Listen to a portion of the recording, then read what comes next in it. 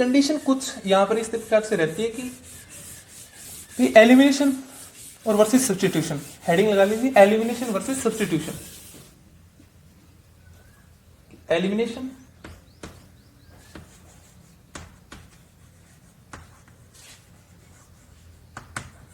Versus substitution.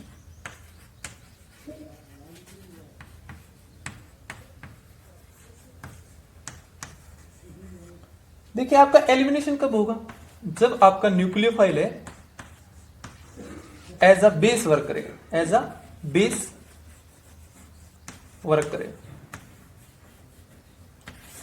Nucleophile as a base work करेगा, तब आपका होगा एलिमिनेशन। और सब्स्टिट्यूशन कब होगा, जब आपका nucleophile as a nucleophile work करेगा, as a nucleophile work, nucleophile work as nucleophile. तो अब मैं बताऊंगा कि आपको किस कंडीशन में आपका nucleophile as a nucleophile work करेगा और किस कंडीशन में आपका nucleophile as a base work करेगा। ये आपके लिए बहुत ज्यादा इंपॉर्टेंट है कि कौन सी रिएक्शन में आपका सब्स्टिट्यूशन होगा और कौन सी रिएक्शन में आपका एलिमिनेशन होगा।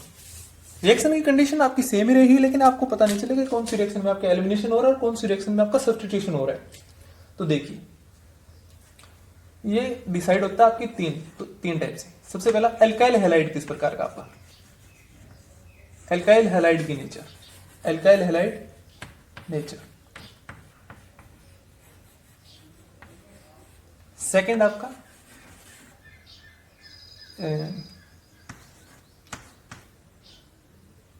साइज ऑफ बेस, बेस का क्या साइज है, या स्ट्रेंथ ऑफ बेस। और थर्ड आपका है रिएक्शन की कंडीशन, रिएक्शन कंडीशन।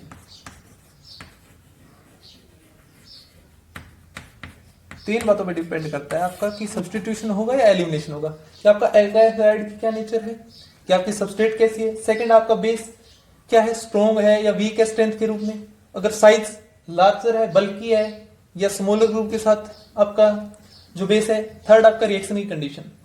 तो देखिए आपके पहले देखते हैं एल्काइल हैलाइड की नेचर, सबस्ट्रेट। तो आपको पता है आपके एल्काइल हैलाइड किस टाइप से हो सकते हैं, 0 डिग्री भी हो सकता है आपका एल्काइल हैलाइड, जैसे होगा आपका कार्बन के ऊपर सिंपल X CH3X, 1 डिग्री भी हो सकता है, 2 डिग्री भी हो सकता है और 3 डिग्री भी हो सकता है। तो देखिए एल्काइल हैलाइड के केस में अगर आपका 0 डिग्री है तो आप देखते हैं यहां पर सिर्फ अल्फा कार्बन है, बीटा तो है ही नहीं। तो बीटा नहीं है तो आपका एलिमिनेशन तो यहां पे हो ही नहीं सकता। तो यहां पर आपका क्या होगा, सब्स्टिट्यूशन। आपका कैसा भी बेस हो या न्यूक्लियोफाइल हो, आपका एज अ न्यूक्लियोफाइल ही वर्क करेगा इस केस में 0 डिग्री में, और आपका सिंपल सब्स्टिट्यूशन प्रोडक्ट मिलेगा, क्योंकि यहाँ पर बीटा हाइड्रोजन नहीं है तो एलिमिनेशन कैसे हो जाएगा। एलिमिनेशन तो बीटा हाइड्रोजन के एब्स्ट्रक्शन से होता है, तो यहाँ पर बीटा हाइड्रोजन नहीं है तो आपका एब्स्ट्रक्शन नहीं होगा। यहाँ पर 1 डिग्री प्रेफरेंशियली तो आपका क्या देखता है, सब्स्टिट्यूशन, क्योंकि यहां पर हिंड्रेंस कम है। एलिमिनेशन रेयर चांसेस में देगा। 2 डिग्री आपका सब्स्टिट्यूशन भी दे सकता है और एलिमिनेशन भी दे सकता है, और 3 डिग्री हाईली हिंडर्ड होने के कारण ये ऑलवेज एलिमिनेशन ही प्रेफर करता है, एलिमिनेशन को प्रेफर करता है। मोर देन 90% केसेस में आपको एलिमिनेशन देगा। अब देखिए एग्जाम्पल्स के रूप में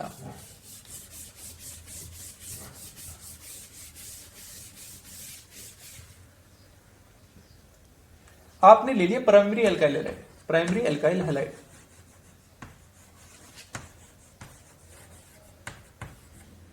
कार्बन, सिंगल बॉन्ड कार्बन, और आपका यहां पर हैलोजन लगा है, ये आपके बीटा हाइड्रोजन। आप यहां पर 2 कंडीशन लीजिए। हैलाइड आपने सबस्ट्रेट फिक्स कर दी, आप एक स्ट्रॉन्ग बेस लीजिए, स्ट्रॉन्ग बेस। अगर आपका बेस स्ट्रॉन्ग है तो आपका क्या होगा, यहां पर एलिमिनेशन होगा। अगर आपका बेस वीक है, वीक बेस है, तो आपका होगा यहां पर सब्स्टिट्यूशन। फॉर एग्जांपल मुझे स्ट्रॉन्ग बेस लेना है तो मैं ले लेता हूं यहां पर एग्जांपल के रूप में C2H5 O- और K+, एल्कोहलिक कंडीशन में ये आपका क्या होगा, एक स्ट्रॉन्ग बेस, और साथ में आप इथेनॉल एज अ सॉल्वेंट ले सकते हैं। तो ये आपका क्या करेगा, यहां से इस प्रोटॉन को अट्रैक्ट करेगा और ये इधर, और आपका हैलोजन यहां से निकलेगा, क्योंकि ये आपका अल्फा कार्बन है, बीटा। तो आपको पता है कि आपका यहाँ पर एल्कीन क्या होगी, मेजर प्रोडक्ट होगी, ये मेजर होगा। और प्लस में अगर सब्स्टिट्यूशन का प्रोडक्ट आता भी है आपका यहाँ पर, अगर आपका यहाँ पर OC2H5 लगता है, ये आपका होगा माइनर, बहुत लेस अमाउंट में आएगा। अगर आपका स्ट्रॉन्ग बेस है तो आपका क्या होगा, एलिमिनेशन। अगर आपका है वीक बेस, मान लीजिए आप ऐसी CH3 C double bond O minus और K प्लस, ये आप एज अ बेस यूज कीजिए, तो आपका यहाँ पर बेस है वो वीक है, तो इस प्रोटॉन को एक्सट्रैक्ट नहीं कर पाएगा, तो ये आपका यहाँ पर डायरेक्ट सब्स्टिट्यूशन प्रोडक्ट होगा, डायरेक्ट यहाँ पर न्यूक्लियोफिलिक सब्स्टिट्यूशन होगा, ये अटैक होगा और आपका क्लोरीन बाहर निकल जाएगा। तो आपका प्रोडक्ट यहाँ पर क्या मिलेगा, carbon carbon O C double bond O और आपका CH3, तो आपका यहाँ पर एस्टर प्रोडक्ट आएगा, ये आपका मेजर होगा। और जो आपकी एल्कीन की फॉर्मेशन होगी भी तो बहुत लेस अमाउंट में होगी, वो आपकी माइनर प्रोडक्ट। अगर यहाँ पर एलिमिनेशन के चांसेस भी होते हैं, कुछ भी एलिमिनेशन होता है तो आपका माइनर प्रोडक्ट होगा। तो देखिए एक कंडीशन आपकी डिसाइड होगी, अब जब आपका स्ट्रॉन्ग बेस है तो वहां पर एलिमिनेशन होगा, अगर आपका बेस है वो वीक होगा तो आपका यहाँ पर वो एज अ न्यूक्लियोफाइल वर्क करेगा और वहां पर सब्स्टिट्यूशन होगा। तो जिन रिएक्शन में सब्स्टिट्यूशन होता है वहां पर आपका base as a nucleophile work करता है, आपका nucleophile as a nucleophile work करता है। लेकिन जिन कंडीशन में आपका स्ट्रॉन्ग बेस होता है तो वो न्यूक्लियोफाइल है लेकिन वो एज अ बेस वर्क कर रहा है।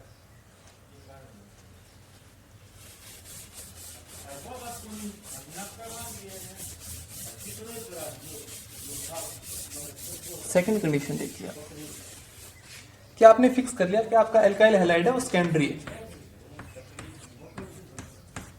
लेकिन इसके साथ आप एक हिंडर्ड बेस ले लीजिए। मान लीजिए आपने बेस लिया टर्सरी ब्यूटोक्साइड के पॉजिटिव, तो आपको पता है कि आपके यहां पर भी 2 कार्बन है तो हिंड्रेंस है, और आपका जो आने वाला न्यूक्लियोफाइल है वो भी हिंडर्ड है, तो आपका न्यूक्लियोफाइल इस कार्बन को अप्रोच नहीं कर पाएगा, तो यहां पर सब्स्टिट्यूशन कैंसिल हो जाएगा, सब्स्टिट्यूशन नहीं होगा, क्योंकि आपका जो आने वाला हमारा जो न्यूक्लियोफाइल कह लीजिए, इसे बेस कह लीजिए, ये हाईली हिंडर्ड है, तो इस कार्बन सेंटर को अप्रोच नहीं कर पाएगा। तो मान लीजिए क्या होगा, कार्बन सेंटर को अप्रोच नहीं करेगा तो आपका सब्स्टिट्यूशन तो होगा नहीं यहाँ पर, तो ये इस हाइड्रोजन को, जो आपकी बीटा हाइड्रोजन है अल्फा और बीटा, इस बीटा हाइड्रोजन को एक्सट्रैक्ट करेगा और आपका alkene as a major product होगा। यहां से आपका हेलोजन निकल गया, तो आपका ये मेजर प्रोडक्ट है। लेकिन जब आप जैसे कि OH माइनस है,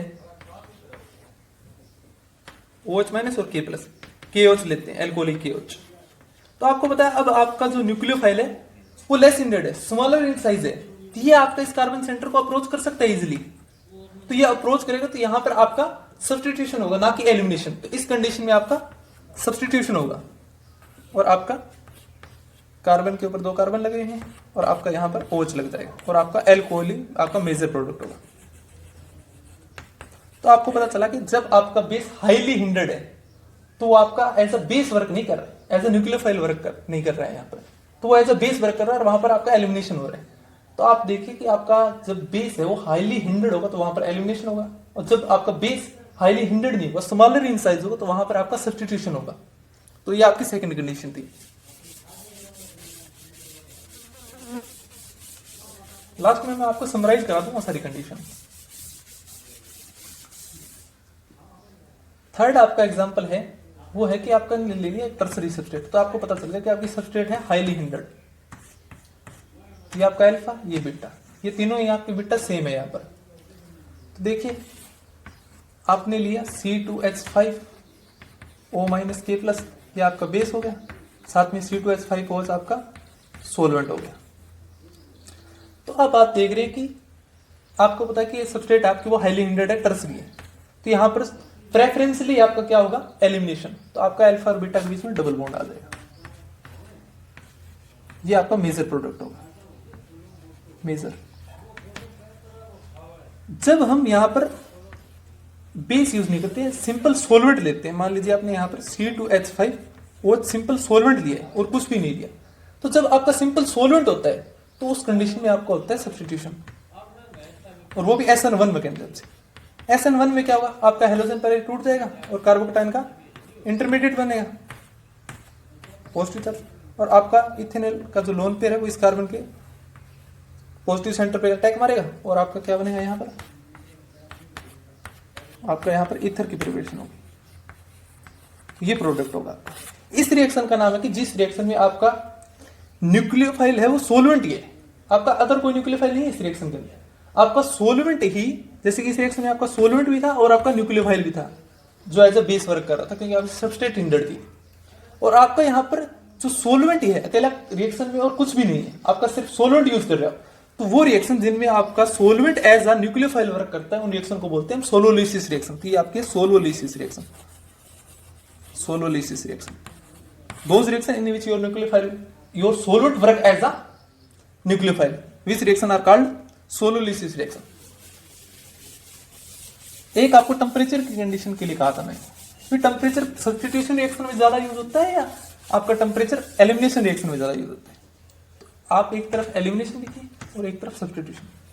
तो सब्स्टिट्यूशन में देखिए कि आपका कार्बन हाइड्रोजन का बॉन्ड है, आपका न्यूक्लियोफाइल यहां पर अप्रोच करता है और ये बॉन्ड आपका ब्रेक हो जाता है। एलिमिनेशन में क्या होता है कि आपका यहाँ पर 2 कार्बन है, यहाँ पर आपका हाइड्रोजन लगा है और आपको पता है कि यहाँ पर बेस आता है आपका और इस प्रोटॉन को एब्स्ट्रैक्ट करता है, तो ये बॉन्ड ब्रेक होता है एक तो आपका, और फिर क्या होता है ये बॉन्ड यहाँ पर जाता है तो ये बॉन्ड आपका ब्रेक होता है। देखते हैं आपके यहाँ पर 2 बॉन्ड ब्रेक हुए, 2 बॉन्ड ब्रेक, और यहां पर आपके कितने बॉन्ड ब्रेक हुए? 1 बॉन्ड ब्रेक। तो आपको पता है कि 2 बॉन्ड को ब्रेक करने के लिए ज्यादा एनर्जी देनी पड़ेगी या 1 बॉन्ड को ब्रेक करने के लिए ज्यादा एनर्जी देनी पड़ेगी? तो आपको पता है कि 2 बॉन्ड को ब्रेक करने के लिए ज्यादा एनर्जी देनी पड़ेगी, तो आपको यहाँ पर हाई टेम्परेचर होगा क्योंकि हम ज्यादा टेम्परेचर बढ़ाएंगे तभी ज्यादा एनर्जी मिलेगी और तभी आपके 2 बॉन्ड ब्रेक होंगे। और यहाँ पर आपको एक ही बॉन्ड ब्रेक करना है तो आपको टेम्परेचर कम रखना पड़ेगा क्योंकि आपको कम एनर्जी चाहिए बॉन्ड को ब्रेक करने के लिए। तो यहाँ पर टेम्परेचर क्या होगा, ये होती है कंडीशन यहाँ पर लो टेम्परेचर पे, ये होती है आपकी हाई टेम्परेचर पे, हाई टेम्परेचर। ये 423 से 523 केल्विन नियर अबाउट बता रहा हूं आपको, और ये आपकी 300 केल्विन तक होती है नियर अबाउट। तो जब आपका टेम्परेचर लो होता है तो वहां पर होता है आपका सब्स्टिट्यूशन, और जहां पर आपका टेम्परेचर ज्यादा होता है वहां पर होता है आपका एलिमिनेशन। अब सारी कंडीशन को समराइज कर लीजिए आप।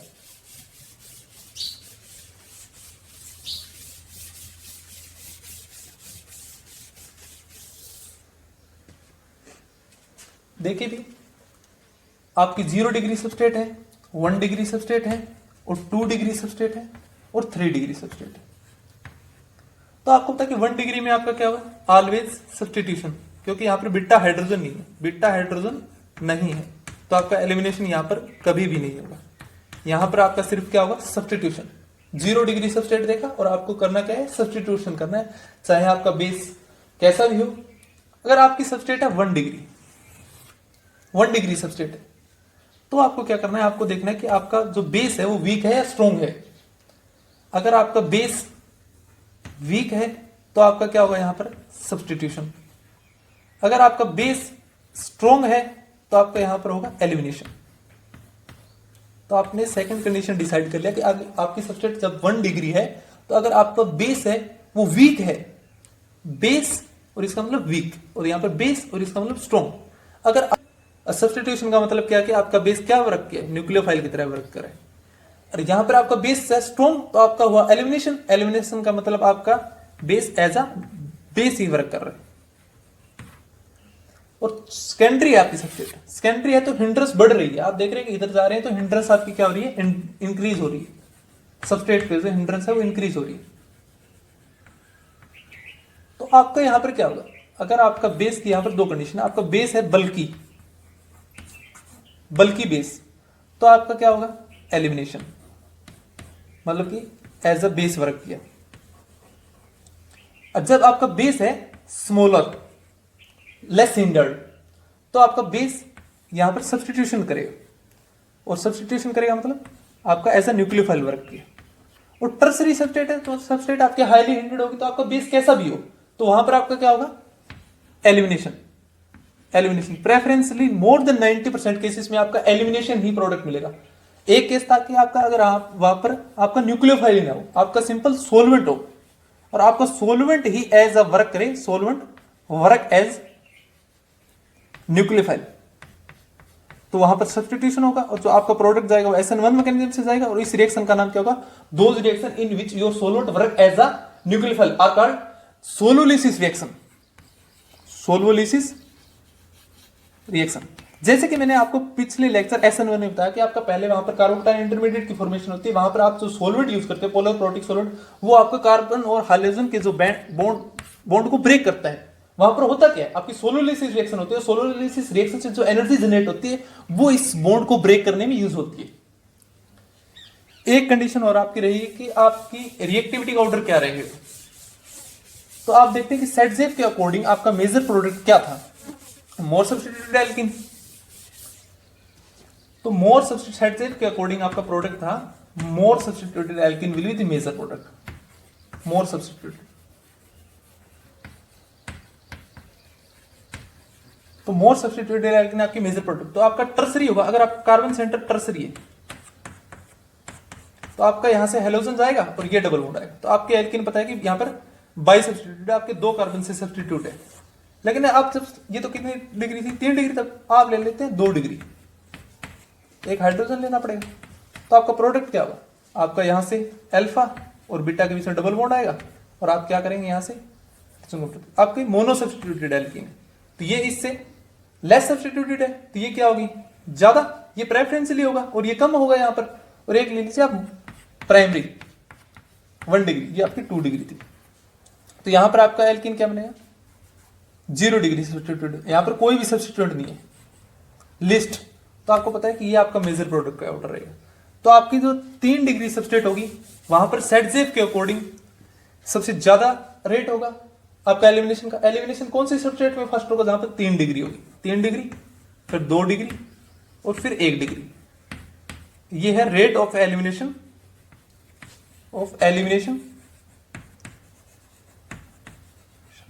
In case of सेटजेफ rule.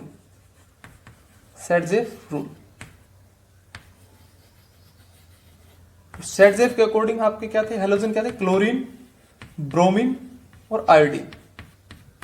तो ये आपके यहां पर रेट रहेगा, rate of elimination reaction, rate of elimination reaction in case of सेटजेफ rule. जब आपका सेटजेफ रूल वर्क कर रहा होगा तो वहां पर 3 डिग्री सबस्ट्रेट, 2 डिग्री सबस्ट्रेट और 1 डिग्री सबस्ट्रेट में आपको ऑर्डर पूछ ले कि कौन सी रिएक्शन फास्ट होगी और कौन सी रिएक्शन स्लो होगी। तो आपकी जो 3 डिग्री सबस्ट्रेट होगी वो रिएक्शन फास्ट होगी और जो 1 डिग्री सबस्ट्रेट होगी वो सबसे लेस और सबसे स्लो होगी। ये फास्टेस्ट और ये आपकी स्लोएस्ट।